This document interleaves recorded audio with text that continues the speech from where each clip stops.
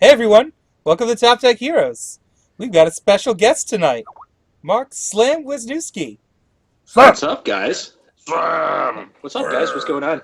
Pretty good. It's an honor to be here. I've watched the show quite a bit, and it's been pretty good stuff. I had to go mute my laptop because I'm hearing myself a second behind. Yep. But it's really cool to be here, though. I haven't done a show in a very long time. I think last time I was on a show was Total Justice Gaming for Mega Man Yeah, for like the set review or review. something. Yeah, the set review. Yeah, which considering how far we've come since that first Mega Man set, um, Three it's sets. a nice time to be back. So So we've got a lot to cover tonight. We're going to introduce Slam. We're going to talk about the PTC. We got some other news coming up, Can help you. and we're going to talk about some other stuff. So the first thing to cover tonight is we had PTC this last week in Rochester. Congratulations to Jeffrey Giggles Khan. Woo! did a good job. Ooh, So I have a question. Can yes, we sir. can we start having it when he wins Jeffrey Kahn featuring Matt Hughes one? No. No, no, because Jeffrey Kahn's the guy out there playing. You can take all the credit you want, but he's the one winning. Um, I think the answer, so that you don't have to put asterisks, just play the Ryu deck. Uh Seeing what that I was seeing what going that deck to. was doing. Yeah. Oh yeah, yeah. Seeing what that Ryu deck is doing. It's the first I saw of that similar list was, I believe it was a Maffei. I think it was Matt Maffei. Oh Was crap. was playing something similar, had a list similar to that. The Atons build is really crazy good, where you always have attacks, and it's and there's a lot of momentum manipulation with Mistral, and it's just throws hurricane uppers and, oh, let's generate momentum. And the thing that really put it over the edge was when they unrotated Red Horizon and such, being able to just, like, if you have a copy of Pick on Someone Your Own Size in your hand, you check the same card over and over and over and Yeah. over again. So that it's just going to win games by that fact. Like, sometimes there's nothing you can do. Yeah. Um, Like it's even really powerful. yeah. Even now, it has Artifice Avarice as a pseudo replacement Hmm? because it gets you a card back for that first time. And sometimes when like we've been testing a deck, getting foundations is not the problem, it's getting the attacks. So Yeah, sometimes it could just net you the attack you need. Well, it can net you that an attack. It paired can with also just. I'm sorry, Sean.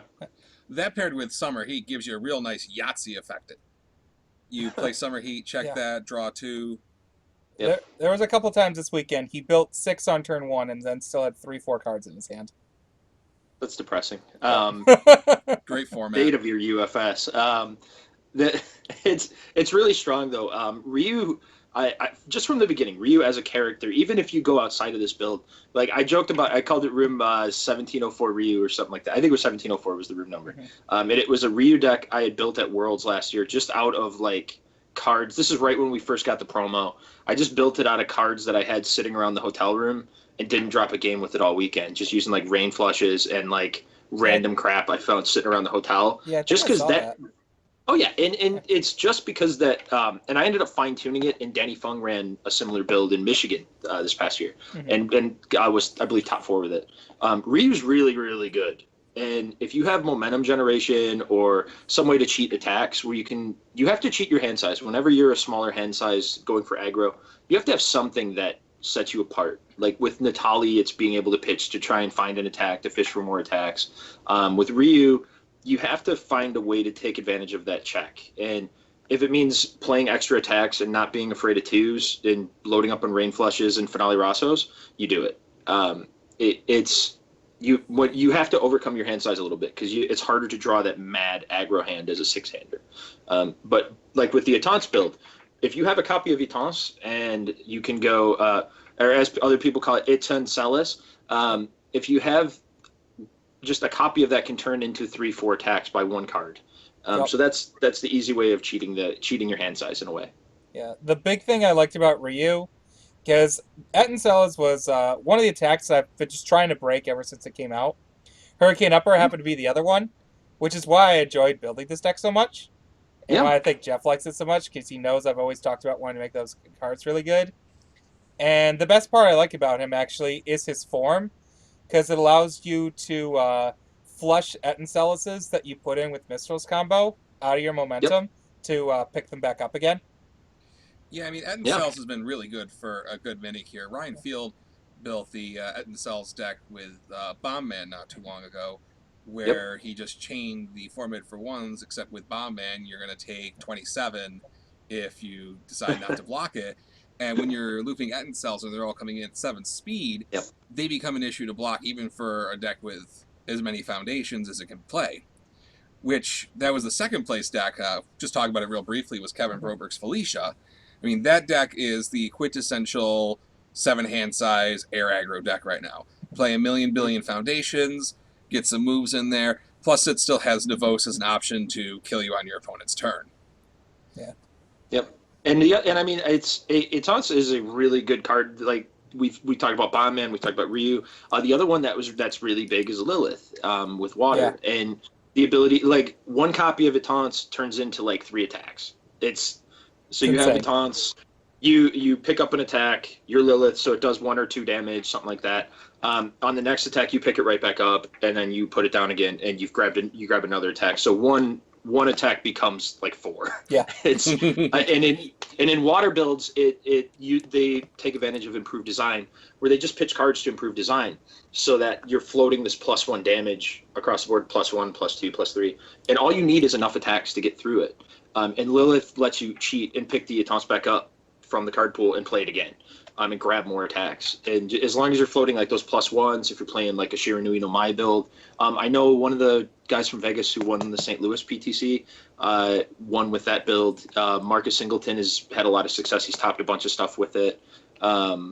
It's a really strong build. Itance is a really great card, as long as you have something to supplement the 1 damage, because it's 1 damage. But if you can turn that 1 damage into, if your Bomb Man turn 1 damage becomes 27, or Ryu and 1 damage becomes a string of attacks that do a million, like that's where that card's really nasty. But it's a great card. Don't get me wrong, it's awesome. It just needs to have some kind of driver behind it. But we've seen there's enough stuff out there that we just sitting here, BSing, came up with 3 decks that can use it off 3 different symbols. Yeah. Right. So before we talk too much about the PTC, we're going to talk about some other things in the news right now. Last week we had the Mega Man Battle for Power box art on our show. Well, this week we have a release date. We were able to break it yesterday or Monday that the release date is going to be August 26, 2016. Woo! And then to kind of solidify that, we had some pack wrapper art shown today on the UFS Facebook page. So that's pretty exciting. So hopefully that means maybe we're using a printer that's a little more reliable, can do things a little faster. Which, if I don't know we all stay of the on this... behind the scenes. What was that, Oh, Sam? I'm sorry. I was just going to say, I don't know much about the printing side of it, but all it takes to get life back into a play group is some new cards. And I know that in Dean's is new cards. It's 99 new cards. But it's not, having starter decks or like turbo decks is not the same as a real set. Yeah. Like the idea of hey guys, let's go buy like 6 boxes of this and like open our packs and see what we got and trade for rares. And the collectible card game experience is around collecting cards. And if everything's spoon-fed to you in a starter box, you buy 1 box and you're done. I enjoy the thing of like, oh man, like when Mega Man came out, we were like, or Darkstalkers, me and a couple of guys got together and just crack a bunch of boxes. It's really fun. Like that's half the fun for me is just opening packs. Like if you have pre-built starter decks, I buy 1 and I know the exact set of cards I've got and I'm done. And it's limited. It's not as many cards as you would get in a regular set. I'm really pumped about this. I hope the date sticks. I know it's not always been consistent, but if this date sticks, that's really huge. That's going to be a lot of new stuff for the community and a lot of stuff that we can get cracking on, and we can go to Rochester CCG and buy some boxes. Like, yeah, it would be really good and would bring back a lot of faith if they get 2 sets like one after another out in a reasonable time frame. And if we get on this schedule, because we had Indians come out in May, and then if we have a Battle for Power come in August, that does put us on a 3-month release schedule if they can keep that up for a minute. And if they can keep that up for a minute, that means the people who are sick and tired of not being able to get Neomax cards, they'll be gone sometime next year. Yep. Which And that's less of a pill to swallow than having to deal with it forever if we have 11-month delays between sets again. Right. That's big, and it's especially if you're a new player right now. Good luck with your Neomax, bro. Like, commons, it's not even that hard commons, to get. uncommons. Go to RochesterCCG.com. Oh got yeah, almost everything in Rochester stock. CCG will hook you up, but like, if you're, let's say it's not the most budget friendly if you're trying to jump in at some of those cards. Fair enough. So our next item in the news is we still don't have a Nationals date. They seemed like a little bit last week they were teasing us, saying that they were talking to Piglet about something in Atlanta, but nothing's come to fruition yet. So I don't know if that was a teaser or if that's something that's still being worked on behind the scenes. Like, it's getting more and more to the point where the event would be happening so close to Worlds, it's almost not worth having it at this point. Like, they're getting it to the point where, with scheduling conflicts and how far ahead they have to do it so people can actually plan to go, they're looking at October. Yep. I mean, I don't think that would be too unreasonable to have the Nationals in October and then Worlds in January or February, because a lot of people on the East Coast don't normally travel to Las Vegas for Worlds. So some people are only going to be making one trip. The people it's going to be kind of rough on are the people like me, people like Slam, people who travel to both events from the Northeast or the Midwest, because it's just a lot of travel to both events and means a lot of time off of work. Yeah, and even this year, like for me, I work conflicts. Work conflicts were a big part of me not being able to get through to like Vegas and things like that. Because I budgeted a very limited number. I got a new role at work, but it budgets you a limited number of vacation days per year. So I have to make every vacation day count. So it's very hard for me to go like, all right, Vegas, and then this. But if the rumors are true, like this is, I'm just gonna go off Facebook chatter, which anything social media related, just take it with a grain of salt. The tentative dates I had read that they were shooting for were October 14th through 16th. My birthday's the 16th. That would have been perfect, guys. If you stick to that, we'll figure something out. But and the talk had been in having it in Atlanta, which would be really really cool with me too. It's Atlanta, for anyone who's never gone to like Atlanta's PTC or anything like that. It's one of the most fun experiences you'll have as a traveling UFS player. So I highly recommend hitting Atlanta. But that was the tentative stuff I'd heard. I haven't heard anything since. That was last week sometime. In fact, that was like over the weekend of the PTC last weekend. Mm-hmm. So we'll see if anything comes up here the next week or so. And as soon as we know anything, you'll know something. The next big thing in the news this week, where there's some major rules updates. Was it Monday? Yep. And they made some big changes that everyone needs to be aware of. The big one is the attachment zone changed significantly. Up until now, it's kind of been in its own little pocket dimension, but now it's part of the staging area, which has some pretty drastic effects on the game. So basically, the way it's ruled is when a card is attached to another card, as long as that card is ready, those attached cards are ready, correct? Yes. And if that card becomes committed, the attached cards become committed. The other important thing is cards that are attached are considered to be a part of the staging area. You cannot use them to pay costs. Like if you have Foundation, like if you have destroy effects, you can't destroy these cards in your. You can't destroy cards from in there. You can't commit them for passing checks. However, you can use them like if something gets stunned, and you have foundations that are attached somewhere, they could become stunned. They can be just to clarify, because I'm the worst with like advanced rulings and all that stuff. So this would mean like I faced Runica in top 8. Yep. You can't target. Like self-destruct wouldn't target the attachment zone under the old rules. Under the new rules, it can be targeted for effects like destroy effects now. Yes. But it couldn't before. Yeah. But anything that comes to a cost, if you are the one with the cards in the attachment zone, you can't, like if you have an attached foundation, you can't blow it up as a cost. Nope. No. But you can now destroy her battle fist with spinning Necro Driver. Yes, thank freaking God. I mean, Uh, I have problems with this. The big awkward thing it makes right now, there was two things. One of them they've claimed they've already fixed, going off of the forums, where there's also a rule of if an attacker action is put into your staging area, you immediately discard it. And Yeah. there's a action in the new set coming out that attaches to Mega Man to give him additional effects. With how it was worded, you would attach it to Mega Man, and it would be immediately. But now they've just made it so cards that are attached stick. Actions that are attached stick around. Cool. But the other concern is, while it's not that important of a card right now, it's something they have to look at for design in the future. Satoshi has an asset called Inner Peace, which is Yes. you can attach cards face down to it. Those are foundations. Those are now foundations when you attach them face down to it. Hey, that's a great defense against stun. Yeah. I run Inner Peace just to beat stun decks. I can't commit the foundations fast control checks, but I can commit them to stun effects. They also count towards your 10 for all those Wallbreaker cards. Wow. Yeah. All right, so We need Tim Keefe to figure these rules out. Oh my god. I miss Tim Keefe. He really had his shit together on the rules.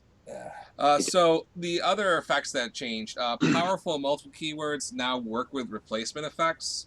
I know over the weekend at the Rochester PTC we kind of hand waved those along because Like that's sensible. they always worked, but like we've always just hand waved it in the past because there's always been cards like what was the Zime one? Fury of something? Oh, Fury of the Ancients. Yeah, Fury of the Ancients, Rain Flush, and now the new one, Assassination Attempt.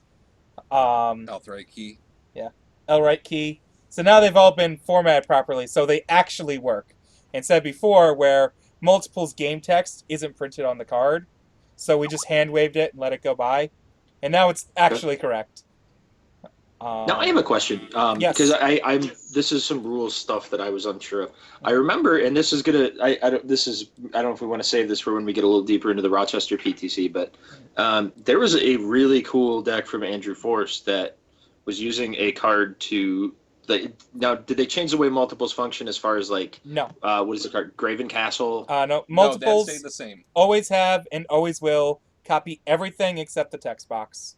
So it'll Everything still except the copy the text name. box. Yeah. Name Until Jason changes his num- mind. Name, set, all the control checks and everything. Okay. So currently, like I want to give this guy give him some love on this because that was a really cool deck. Yeah. He was Andrew Force was using Mayor Cuomo with to multiple out 4, and the way that Graven Castle works is that this attack gets +2/+2 for each copy of it in the card pool, or each attack with the same name, right? Is how it's worded. And because the name carries to each multiple, for instance, if you play Mayor Cuomo and you multiple 4, every copy is a 13 low 10, which is pretty awesome. And so that's sometimes you just win games if that happens. So I thought that was a really cool deck. I want to give that dude some props.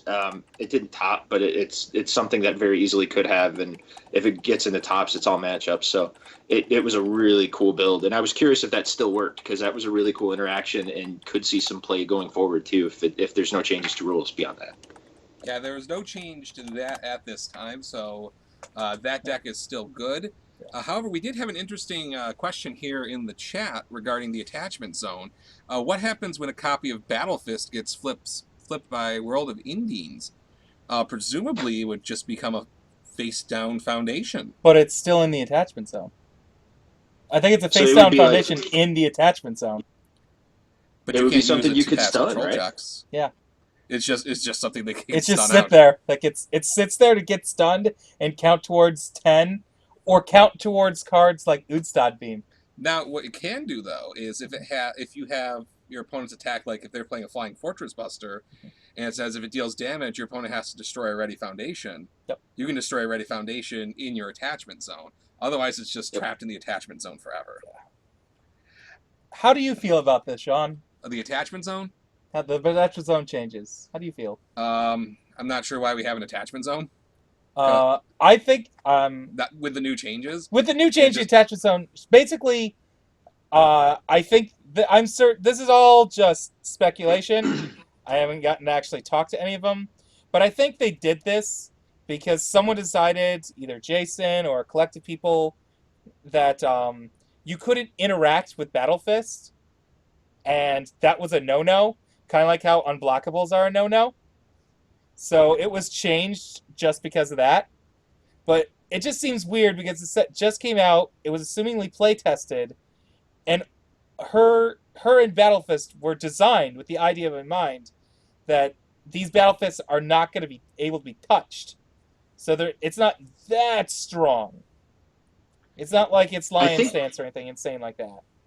I think that they figured out partway in that like because I think if you can't touch it, it's a little too strong. I think there's some weird middle ground that like Like, it's that idea where like there's cards that if they're 3 checks they're amazing, or if they're 2 checks they're no good.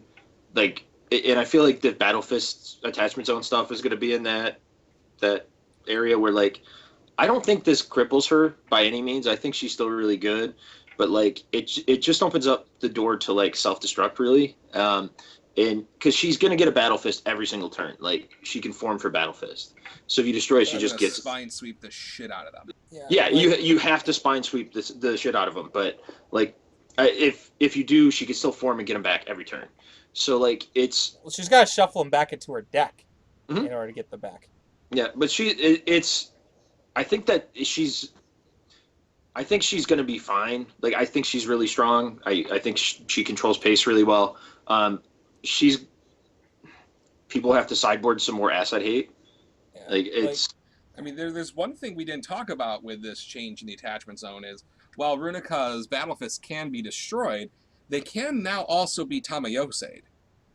And That's two Yeah. free foundations. yeah, That's like, imagine this, Hughes. So she says, destroy a copy of Battle Fist, ready 2 foundations that haven't been ready this combat phase, right? Yep. If you Tamayose, you get 2 foundations that ready every combat phase till the end of the game. but one, those are blank. I can't ready foundations that have effects and get their effects multiple times, like readying senseis to clear more cards out of my card pool. Mhm. Also, that requires another card. Like currently, you had to get 2 with the new change. You had to get these 2 Battle Fists in play, and then draw the Tamayose and play it. And winning is this incremental advantage of 2 more foundations, which I mean, I'm just trying to say it's not all downside. I mean, that is one yeah, good thing it's to one come out of bonus. it. But now that if she's like she kind of had this very flavorfully good choice of, all right, do I want to damage pump my attacks this turn, or do I want to commit her and turn off my damage pump in order to plow under one of their foundations or assets? You can still do that. Yes, but now you also lose the ability to ready your foundations with the enhance. So you just turn everything off when you use her ability. I mean, it does make it a steeper cost. That is true. Yeah. However, enough talking about the rules because we're proceeding through the hour here pretty quickly, and I don't think we're going to resolve anything on that front at all ever. you never let's talk resolve a little bit rules. more about the Rochester PTC. We had 20 people show up to the event, which is good because it was the very minimum number we needed to, give away the airplane ticket. Special shout outs to some people who came a great distance. First, a shout out to Slam here, coming in from Michigan, sneaking across Canada. Hopefully, he didn't get caught with any contraband. Special shout out to AJ Murray coming up from Washington, D.C., except for the fact that he bummed a ride from the real champions of the long haul, and that is Miles and Danielle Tyler, who made the drive all the way here from Omaha, Nebraska, which is about 16 hours away from Rochester. So really appreciate all those people coming out. Yeah, that was... I had been making the joke with... I had Poughkeepsie and Amsterdam people in my house during the night, and we had made the joke that morning on if Omaha was going to show up just to soul crush Kevin out of some player points. And I was just like, nah, that's way too much of a distance just for that. Oh, And Danielle, as I'm walking in... What'd you say? Danielle did the long troll, and Danielle posted something in one of the forums or one of the Facebook groups for the thing. It was like, anybody doing live streams of this? It'd be really cool to watch the new cards, and then like come stroll it in, like just does the total long troll. It was great. It was really cool to see them guys come in. Like no one saw it coming because I had only seen people posting like, "Hey, anybody going to be streaming this?" And they were all just trolling. And I appreciate long game trolling like that. That's great stuff. Some additional shout outs for other people who came out. The folks from southern Pennsylvania and Maryland, they made the trip up. That's about a 5-hour drive. And then folks from down Poughkeepsie Way and the lone player from Amsterdam. You guys got to get your shit together down in Amsterdam because you guys have a PTC coming up. Slam, you going to come out for that one? Which, the Amsterdam? Probably not, honestly. Yeah, August 27th to 28th. I'd like to. I don't think I'm going to be able to with work, but I think the next one I'll probably do Atlanta and then see where I go from there. So step one is Atlanta, and then the rest is going to go with seeing how my sick and vacation time looks. So I could serve them all for UFS. So we'll see how this goes. Is Mega Man gonna be legal at that PTC? Comes out the day before. So my best estimation is currently when a set releases, like on the official release date, it immediately becomes legal and standard. And so the current release date for Battle for Power is August 26th. So that could mean a major format shakeup for that Amsterdam PTC, depending on how Organized Play decides to handle it. Because in addition to getting all the new cards from Battle for Power also rotates out Red Horizon. That is so Hush that fell could be over a the pretty room. shaken up meta. It's okay. I can still play Ryu because all my stuff is out of Super Skull Man. That's a pretty damn big deal, especially considering like the impact that I think Natalia will have, and if they like, I don't at this point I don't think they're going to bother banning anything, but Natalia's impact is going to be the realest until she rotates. She's crazy, and I think there's a couple more untapped things from Red Horizon that'll still be there. That's a big deal. I just heard this like literally like right before we came on. That they were going to be rotating Red Horizon with this, and that's changes the game. That's really huge because a lot of the Red Horizon stuff was very prominent, like at Rochester. Just even like Basic Foundations, A Girl Like Any Other, and stuff like that was really massive. It was all over the place for part of the air walls and for Evil and things like that. So that's a big deal. That's a really really huge deal. Mm-hmm. Slam, speaking of Natalia, tell us a little bit about your Natalia deck that you ran at the PTC. Yeah, that got Swiss champ. It was my first Swiss champ. It was pretty all right. But I can't take total credit on that. A lot of the deck came from Ian from Atlanta helped me out with it. Piglet helped me with some fine tuning numbers and stuff, and Marcus Singleton helped me on testing a lot, just to make sure we got it right. I've played mostly control. I was trying to figure it out after this tournament. I was like, how much aggro have I actually played? And I've played aggro twice. I played Truong my very first tournament about 4 years ago, and I played Mitsurugi at my first Vegas, and that was like shortly after that, like 6 months later. So I haven't played aggro at a major in like 3-4 years. So it was really cool to play an aggressive deck, and I had heard some buzz that this deck was really tearing it up in Georgia, and wanted to check it out myself. And I was testing it against a lot of different things, 6-handers, 7-handers, different symbols, and it was just airing everything to shreds. And so I was like, well, let's give it a shot. It'd be fun in Rochester, and the rounds will be fairly short, and I can, go get food and drinks between rounds and stuff. And it went really, really well. I like, my only takeaway on the deck itself is I wish I had ran 20 attacks and not 19. Like, I wish I was even more aggressive, honestly. The hard part for me, because I went 5-0 Swiss champ. I was really nervous in the first round because I got paired to Miles, and Miles had Terry, and Terry's an amazing all-wall deck, and Miles is a really solid player with it. So like I was like, okay, this will be the test. If I can get through this, I'm cool, but I got to get through this. It's the idea of the deck. If people haven't seen it or seen the interactions, Dragon Flare is. It's Dragon Flare, right? I keep mixing up Shadow and Dragon Flare. Okay. I've been even pop that onto the screen. That Final Fantasy VII hookup of Dragon Flare. But it's an 8-mid-8, stun 2, as a free E, burns your opponent for 2 life for every momentum they have. And it's an 8 diff. And ideally, as an 8 diff, it's fairly balanced. But Natalia just goes form, commit herself, play it for free. So, like, for instance, if I'm going second, build 3 foundations, form, play that 8-mid-8 on 1. So you get a huge lead on people. And even against like 29 life characters, I faced a Robert and a Terry that both had 29 life in Swiss and still won. And if you're an 8-hander, you're toast. If you're a 6-hander, you have to really start building a wall really quickly, because if you can't block these, you're in trouble. But the hard part is that if they do get the wall up, I also run 3 copies of self-destruct in the main board, so you never get a chance to keep your wall up. Nice. And with Natali, with her ability to go form, commit, play, and attack for free, it's just crazy. Like you don't care that you only have that one face down foundation left over after the self destruct, because you're just going to play another attack for free anyway. It was a ton of fun. I really enjoyed playing aggro. I'm going to try and play more in Atlanta. I really had fun. I got Ben Broberg though playing Runica beat me in top 8, and the Swiss champ curse was real. I was having a discussion about the Swiss champ curse, and I think there was something to it. And I don't know if this is true or not. This is just like my theory on it. I do think that there's something to it because it happens so frequently. But what I'm thinking is that maybe like the decks that get into like 7, 8 seeds in tournaments are not necessarily like totally meta decks that people are really tested for and finding exploits to and things like that. So they provide weird matchups and things that the person who Swiss champed by testing against, the Felicias or whatever that we know are going to be there, that by being a 7 or 8 seed, you're coming in with something that people aren't ready for. I know I wasn't ready for Runica. I was very unfamiliar with the set and the cards, and like I didn't understand like, oh, Runica's never going to let me have the Pennant card, like ever. You will never have Pennant card. So just chalk it up. You're not going to have Pennant guard.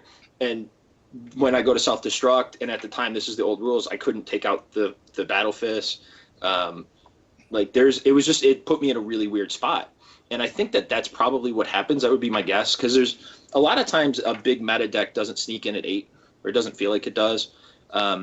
So it will catch like a Swiss champ running something, catch you off guard, But I did really well. I'm really impressed with the deck. I'm not gonna play it twice because it's Iron Stack.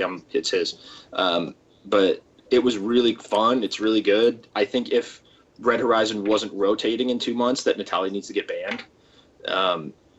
But she's out of she's the still next. going to stay legal. Yeah, she's out of Really? Tides of Vengeance. She's a Tides of Vengeance character. Oh no, you can't. No. Oh, so that's depressing. All right, guys, ban Natalia, please. She's too good. She's way too good. I know that I lost in top 8, but it doesn't tell the whole story. Like losing in top 8 does not tell the whole story. It really doesn't. Well, real briefly, back to your Swiss champ curse thing. I've been thinking about that for a minute myself. And one thing that I had realized is the chances of the Swiss champ playing the decks that came in around 8th, 9th place aren't terribly high, because they may have lost in the first round or two, and they're climbing up and down the losers bracket, while the champ is sitting on top of the winners bracket. So he's playing, the other top seeded decks, and some of these kind of off the wall decks can kind of sneak in at the bottom. And so you haven't been watching it all day at the tables next to you, and you haven't had a chance to kind of get your footing against it in rounds. I agree. So I think that could be part of why. I had no idea what this deck did, like at all. I not a clue. I came in and was winging it and see what happens. Not a clue what this deck did until it beat me. So. It's also part of just it being a brand new format. Speaking of the new format, what do you gentlemen think of the format right now? Still completely out in the open. I'll let you continue. I'll go back to that a little. That's fine. I don't think it's pigeonholed to like a single symbol. I think that there are like there's a couple of great symbols. I think the air all life stuff that kind of overlaps some. The Summer Heat, Templar, on air and all you have the Artifice Avarice. Card's but so I broken. think there's a lot of stuff there, and I don't think it's any one of those cards. I think it's the in conjunction those that collection they're of all cards together. solid gold cards. Yeah, and together they're all each one of those pieces is really strong. But when you put them together, is when you've just made the meta kind of. I think the evil Natali works really well as sort of a slight counter meta, but it's not the only like. I'm sure there's other stuff out there that hasn't been touched yet because this is still a very new set. There's a lot of really awesome cards that came out. I think Void's got a lot of potential. I think Order's got a lot of potential. It's just I think those style of decks are harder to. They're going to take a little more time to flesh out. I mean, Indians has been out for 2 weeks, something like that. Yeah, 3 weeks. I think those decks are going to take a little more time to come along. I think the Air All Life stuff was much more obvious. So we'll see how those pan out over time. But I do think there's more. Like we feel like it's the Air All Life meta right now, but I think there's a little more out there. We just haven't seen it yet. Yeah, like I think there's other things, but Air All Life is definitely a big thing. Before, it felt like it was just play Felicia, just because her with all of her support is so good. But I saw this weekend that there are other Air characters that you can get away and do stuff with. Tiffany Jamber. Shush. There's Ryu is a solid all character, and there's probably other all characters. We saw a couple. Terry. We saw Terry. We saw a couple of Yellow Devils this weekend. That were Yeah, doing and not that bad. they were close to the cutoff. They weren't way down in like the bottom bracket. I think if I had been able to played a cleaned up version of Ela Schechter, I think that would have been pretty scary. I feel like though there are a couple symbols that didn't win with Indians, and they're going to continue to be difficult to play. Like Earth clearly just did not, I think, get enough tools to put it in to the mid to upper tier. I mean, I've been playing Earth Sasquatch, and I've been having a ball, but it just feels underpowered when you're playing against Giggles, and he plays a Summer Heat, checks an Artifice Asterisk, and draws 2 cards. It's like, well, I have to play a fair game right now. Yeah, the big problem with the set, I have 2 problems. First off, it's still definitely a really fun set and has lots of good cards, but it has 2 design issues. One, as an aside, there are no actions in the set. I think that's completely inexcusable for you to just completely remove a card type from your set. I mean, they removed a symbol from a set. Yeah, let's not get into that. And then also all the symbols that needed help, which is primarily like Earth, Order. Order got help. Yeah, well, no, I'm saying like Earth, Order, Death, Holy are like the symbols that needed the most help, I'd say. And every single one of those got some cards to help, but like we look at Order, Air and All is also on those cards. Look at Earth, there's Air, Fire, Water. Yeah, the Like, rich get richer for a minute. Yeah, the rich get richer, and it's still better to play these new awesome cards with the already good symbols. Like, and then the cards that are like Death, Order, Earth, or like Good Death, Earth, and whatnot. There's like 2 or 3 of those cards in the set. The cards are absolute trash.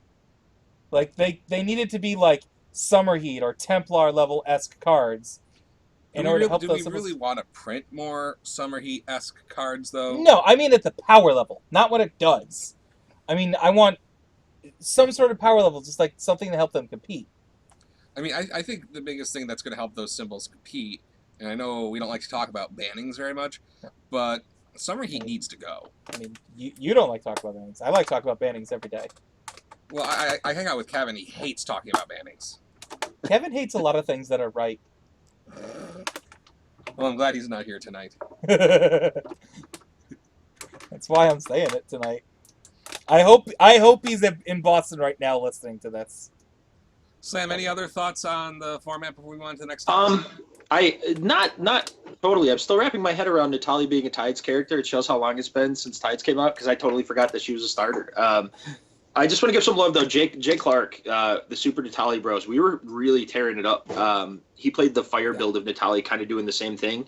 Everyone in Rochester knows Masonic, but he did or Chocolate Thunder. Did a really good job. He played he had a really good weekend and was like 5th place and got diversified, but he was awesome and did a good job. Yeah. Diversity. I hate diversity. That's a whole show topic that we just keep kicking off. I know. I opened up Pandora's box with you, Sean. I didn't mean to. Sorry, bro. But yeah, it was. Oh, what was it? It was his Natalia deck. Like I really liked it. I really liked it. Did well that weekend. And Giggles' only loss the entire weekend was to Sonic. Just to let everyone know. Good for him, Sonic's good for deck was him. really good, and Natali just wins games sometimes, man. Yep. Like, just wins.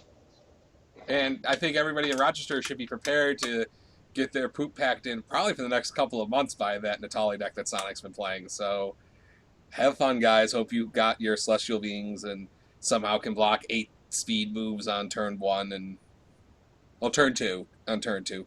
Good times. Get your girl like any So others and champion Muay Thai's ready. It's,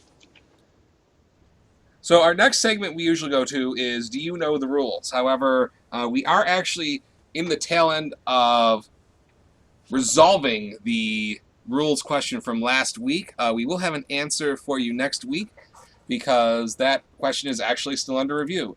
For those of you who don't remember, it is Rolling Cutter versus Getting a Ride. Can you cancel Getting a Ride with Rolling Cutter? And we will answer that question for you guys next week. And remember, whoever writes the best essay and is correct, those are two important things. This isn't a psychology essay where as long as you write 10 pages, you can be correct about anything.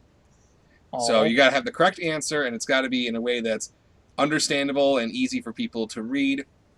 You get $10 of store credit at rochesterccg.com. What if one person writes a response that's correct today, but then it becomes incorrect because of Jasco Games the next day? That's unfortunate for them. can I write a I only rules care question? about the correct answer. Like, can I ask a rules question about the rules question that you just had? Like, I was so lost. No, I'm the worst with rules. But I am that guy who in college had to do the long essays, so you make it the 11.5 font and like do the weird like line and a quarter spacing and don't do that. Just be right. But I have no Just be idea. correct. I don't know the answers to that question, by the way. Like I have no idea if Getting a Ride and Rolling Cutter how that all works. I'd have to sit down with like a calculator and Excel and pens and paper and figure that out. I really don't know. Webster's English Dictionary. Yep. Jasco Games needs that. Encyclopedia Britannica. I don't know. Oh boy. So we'll resolve that Do You Know the Rules question next week, and we'll have a nice new rules question for next week. Moving on to our next quick topic to talk about is I'm still looking for sales reps for Rochester CCG. None of you lazy scrubs out there have applied for the job. So either you're all independently wealthy, all gainfully employed, or just lazy. So It's not that hard to do. If I can do it. any of those things is, yeah, well, you're gainfully employed Yeah. and lazy and independently wealthy, and you still do it.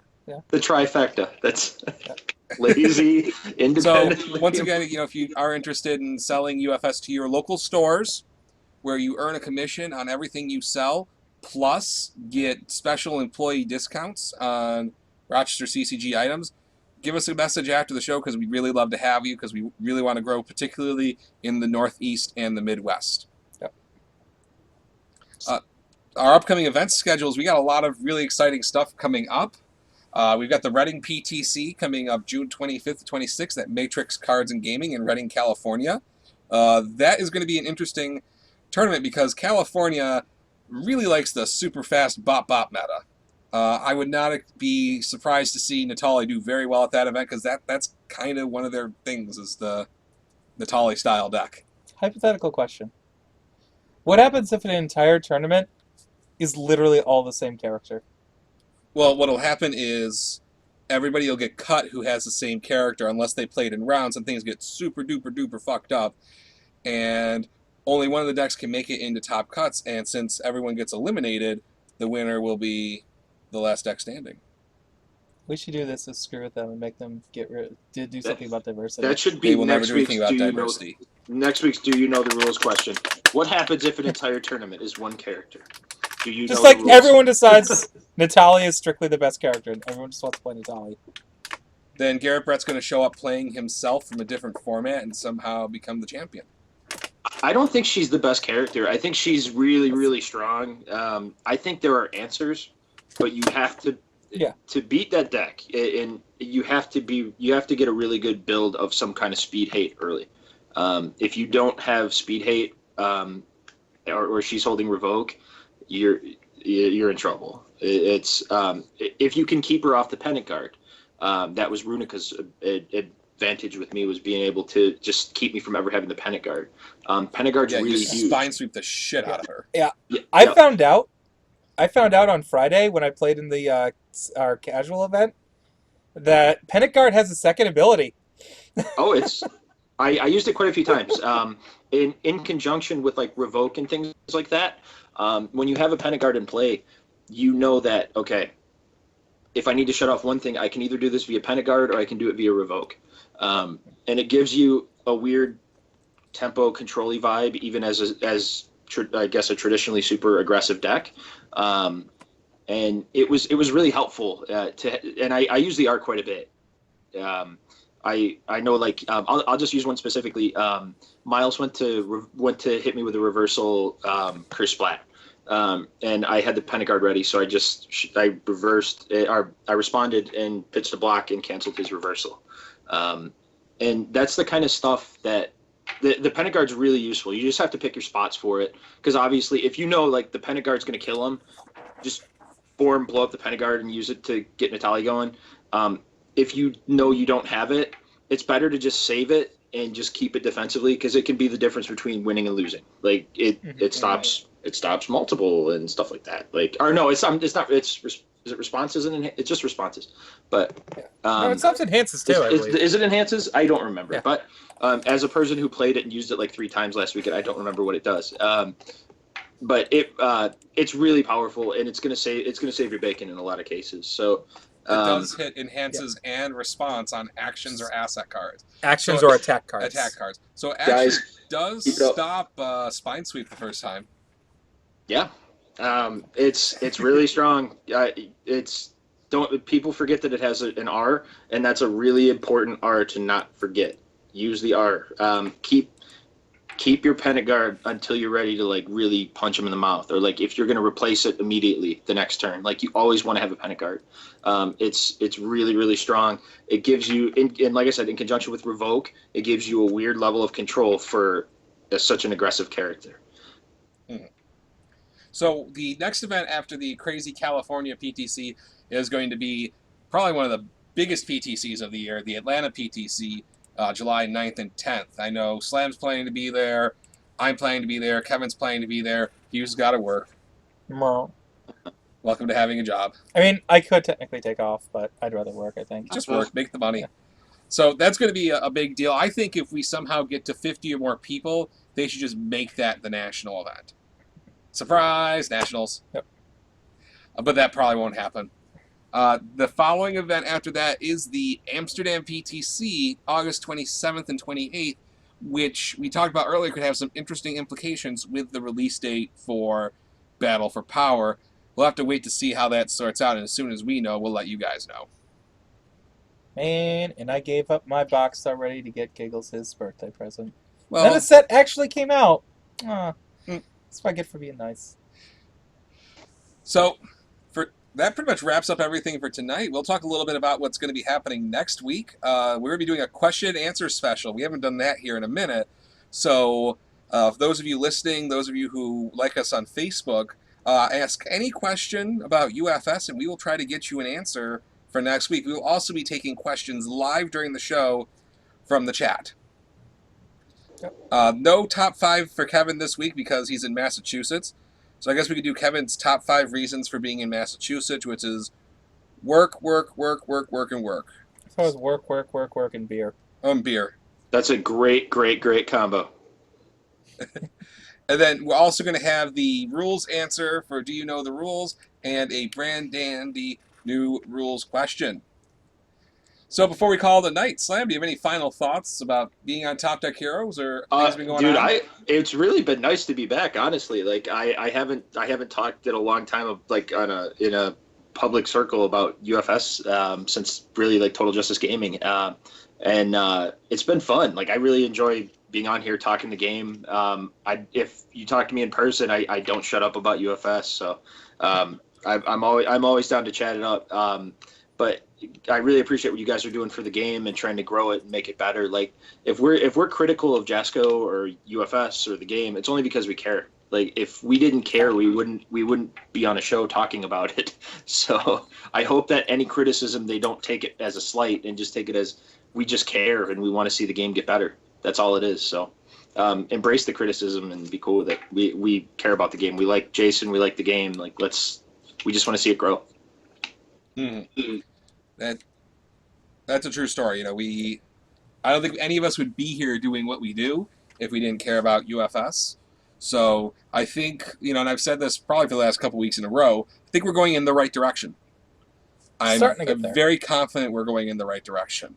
Because even if we don't agree with what happens to the attachment zone, or we think it's silly about a rule, or we think a card is too broken, the fact that we're in a place where we're releasing cards at all is the right direction. Yep.